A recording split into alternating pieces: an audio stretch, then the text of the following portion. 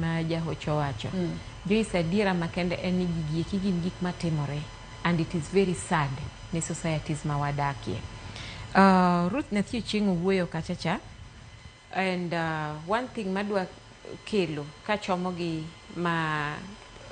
maoyamo wacho en ni gi pacha ka in ng'at mawuoro ti yudo ni idak e room achiel to nyithindo bende dongo kuomi, ti yudo ka un in a very sensitive situation.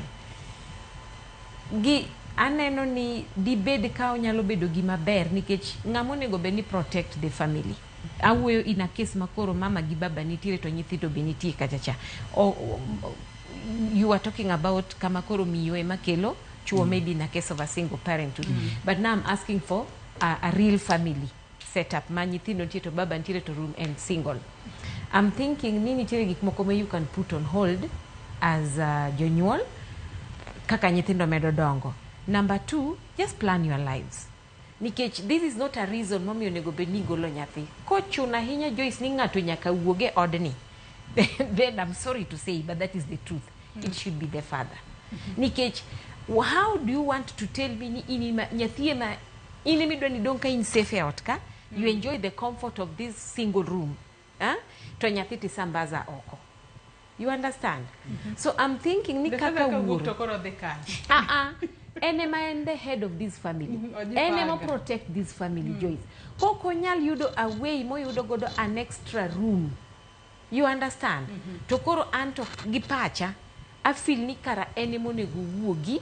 The day ni bro yudo an extra room, manyithindo ginyalo yudo a safer nest, then you can return. I'm just thinking so. Nikech ngeni seche moko Joyce nitiere kama koro wamiyo ga chuo a lot of room to wa inja nyithindo. Who is supposed to be safe? Ngano monego beni safety ne wakwongo wapigania. En nyathi Joyce. You understand? Koro jonyuol upang ngimau in a way ma onge gimoro ni nyathi ni golo oko to unu don ka un safe out. Kamano to janyuol maneno surely. Jetimo gigieki but oken gima ber.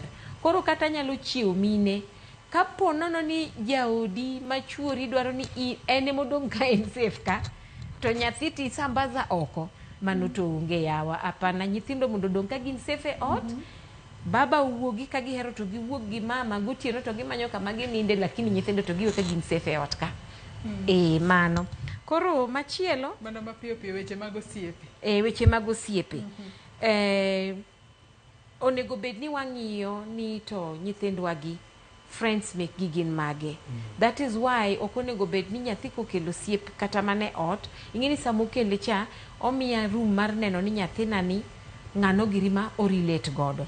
Kore iye kanye nyalo advice nikech osiepe tok di choose ne nyathi. Nyithindo chalo gogo, they'll attract anything mohero. But koro inemi konye chungo. Which one maneno ka ber kodi, maneno ka rach kodi, to manyalo mana timre sama koro in bende iya lawe mondo siepenego nyalo ga chopo iri. You understand? So that is what I can say, so that at the end of the day you doka morals mag nyathini are not corrupted. Yes. Wachni mogik Maureen ka watieko kodi rito nyithindo kinde ywe.